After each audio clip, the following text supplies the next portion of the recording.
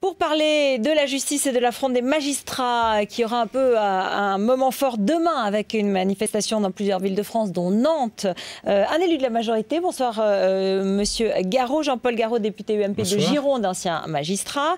Bonsoir, Dorothée Moisan, vous êtes spécialiste des questions judiciaires, journaliste à l'agence France Presse, et vous avez écrit Le Justicier, enquête sur un président au-dessus des lois, aux éditions du Moment.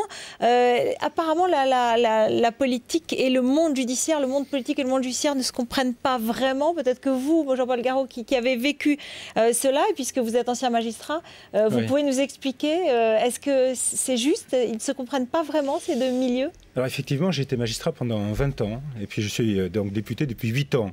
Donc, je connais bien le milieu judiciaire, je connais, je crois, aussi pas mal le milieu politique. Alors d'abord, il faut dire, je crois que les problèmes entre justice et politique ne sont pas nouveaux.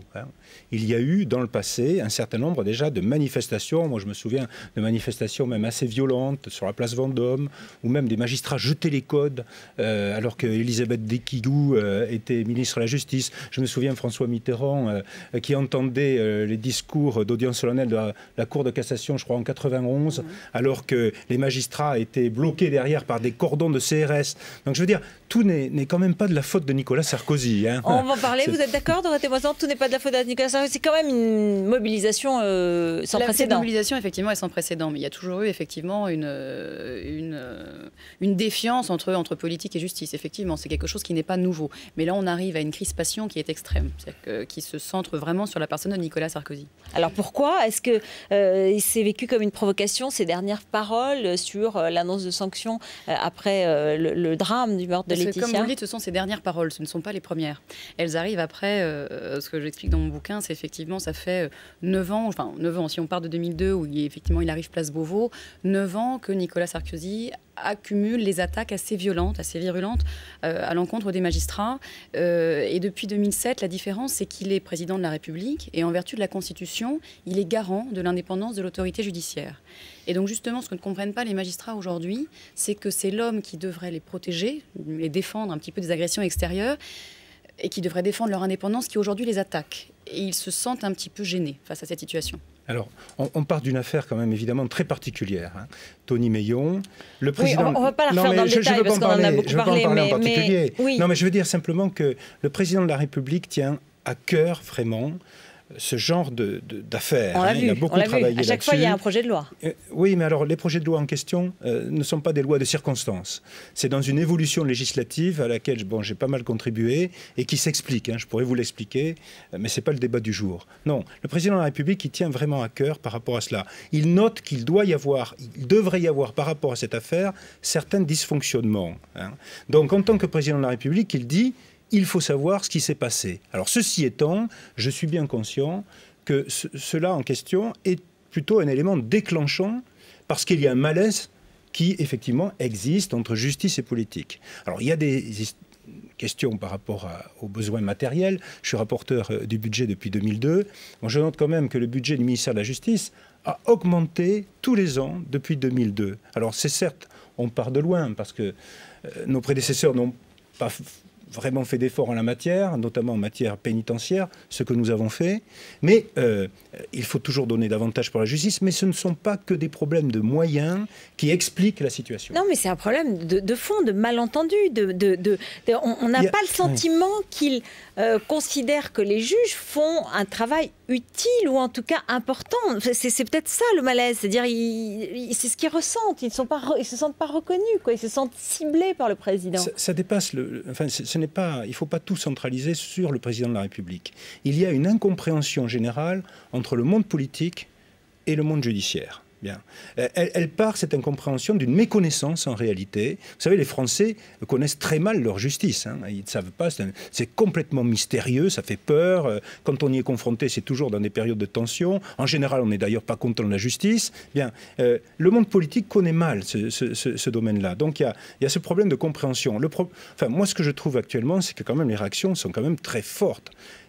Disproportionné, parce qu'il y a des violences quand même, y compris dans les termes, par rapport au président de la République en particulier. je pense que ça reste quand même centré autour de Nicolas Sarkozy, parce que je suis d'accord, il y a une incompréhension entre le monde politique et le monde judiciaire. Mais là, la fronde est quand même inédite. Et on a effectivement, depuis quelques années, une immixtion de plus en plus importante du politique dans le judiciaire. On critique les décisions de justice, ce qu'on ne faisait pas auparavant, ce qu'on ne fait pas dans d'autres pays. En France, on se permet de plus en plus facilement de critiquer des décisions de justice. Et les magistrats, face à ça, parce qu'ils ont effectivement un devoir de réserve, et puis ils ont rendu une décision, qui est une décision de justice, ne peuvent s'exprimer.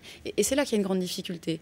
Et autant de violence dans les propos, aujourd'hui, ils ne savent pas que répondre. Et on voit que pour la première fois, on a des magistrats de droite comme de gauche, des petits juges comme les plus hautes sphères de la magistrature, qui tous disent on en a ras-le-bol et qui descendent dans la rue. En même temps, il y a eu beaucoup d'insuffisances. Je veux dire, on se souvient tous du drame d'Outreau, on se souvient tous d'un certain nombre de dysfonctionnements. Voilà, c'est vrai qu'ils sont pas. Il peut peut-être y avoir une notion de responsabilité des magistrats quand même. Hein. Les magistrats sont responsables. Enfin, il y a des moyens de sanctionner les magistrats. Voilà. Par le Conseil supérieur de la magistrature. Récemment, depuis une réforme récente, on peut saisir directement le CSM. Mais il y a tout simplement, pour d'autres fautes graves, lourdes, on peut saisir l'institution. Il y avait un rapport de l'Assemblée datant de 2004 ou 2005 disant que un magistrat sur... on comptait une sanction pour 2400 magistrats, me semble-t-il, contre une sanction pour 6005 personnes dans la fonction publique. Donc les magistrats, finalement, étaient sanctionnés. On parle de fautes lourdes entraînant perte d'emploi. Étaient finalement autant, voire plus sanctionnés que d'autres corps. On a l'impression que les juges ne sont pas sanctionnés parce que la justice a une sanction beaucoup plus grave quand la décision est mauvaise, quand il y a une erreur, puisqu'on parle de la vie des gens, de la détention de quelqu'un. Donc l'enjeu est beaucoup plus grave, beaucoup plus important. Mais les magistrats, comme ailleurs, il y a les bons et les mauvais. Il y a ceux qui sont compétents et ceux qui le sont moins. Mais il est difficile de stigmatiser l'institution dans son ensemble. Et c'est d'ailleurs pas la volonté du président de la République de stigmatiser l'institution. C'est le sentiment que peut-être cela donne à certains magistrats. Mais la réalité, effectivement, c'est que nous avons réformé quand même le Conseil supérieur de la magistrature. C'est nous qui l'avons fait, qui avons permis à chaque citoyen, finalement, éventuellement, de saisir le Conseil supérieur de la magistrature. Et le président de la République n'est plus le président du Conseil supérieur de la magistrature, hein, ce qui est quand même aussi un élément fondamental de réforme. Donc il faut maintenant... et si vous voulez, il y a aussi un autre point, c'est que la réaction qui se base uniquement sur des problèmes matériels, je sais qu'il y a des problèmes matériels, mais cette réaction qui se base uniquement sur des problèmes matériels n'est pas véritablement audible par rapport, par exemple, à ce drame de Laetitia. Bon, vous voyez, on ne peut pas expliquer ceci uniquement par cela. Que des moyens matériels, mais le respect. Je crois que c'est ça qui est assez fort dans cette... Et puis il y a aussi quand même des méthodes de travail qui doivent évoluer. Il y a aussi des remises en cause qui doivent aussi être faites. Enfin, il y a beaucoup de choses. Moi, je crois que la justice gagnerait à être mieux connue, à être davantage ouverte. Quand j'étais aussi vice-président de la commission d'enquête parlementaire sur l'affaire d'Outreau, on a bien évolué. On a fait quand même un rapport de 600 pages qui, je crois, faisait vraiment le point sur toutes ces questions-là. Je crois qu'il serait intéressant, effectivement, de reprendre... Est-ce qu'il n'y a pas aussi un peu de corporatisme, c'est ce qu'on a dit, mais aussi une part de politisation? Est-ce que c'est pas un corps qui vote à gauche et qui profite de la situation pour montrer son opposition à Nicolas Sarkozy, président de droite? Les magistrats sont plutôt conservateurs, hein, sont considérés d'ailleurs même par Nicolas Sarkozy comme des gens plutôt rétrogrades et plutôt, de manière générale, l'USM qui fait le plus gros score chez les magistrats, 60% se dit apolitique. Alors certains classent à droite, mais en tout cas ils se disent apolitique. Et le SM, syndicat de la magistrature, à gauche, 30%. Donc dire que les magistrats sont qu'on parle parfois de juges rouges au siège, c'est peut-être aller un petit peu fort, mais on a des magistrats qui là, effectivement, sortent de leur devoir de réserve et qui s'expriment. Et on se dit, mais ça y est, ils sont politisés. On a l'impression dans le discours de Nicolas Sarkozy que les magistrats, quand ils relâchent quelqu'un qui va commettre un nouveau crime ou un nouveau délit, puisque la récidive est au cœur du malaise en ce moment, comme si eux ne ressentaient rien. C'était un corps de nantis qui était désincarné, insensible à la compassion.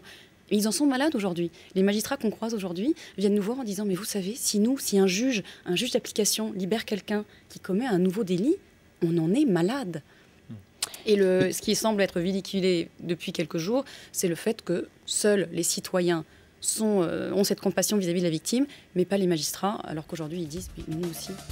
Il y a quand même aussi le syndicat de la magistrature, qui est quand même pour qui l'acte de juger est un acte politique. Hein, ils le disent eux-mêmes. Hein. Il y a quand même quelques correctifs. Bon, je comprends ce que vous on avez dit. On ne parle pas des 100% des magistrats. Il y a quand même aussi quelques magistrats. Alors on suivra bien sûr ce mouvement demain, mouvement donc sans précédent avec quasi-totalité des juridictions françaises qui contestent aujourd'hui et qui seront en protestation demain toute la journée. Merci à tous les deux. C'est le Cercle Info, bien sûr, tout de suite.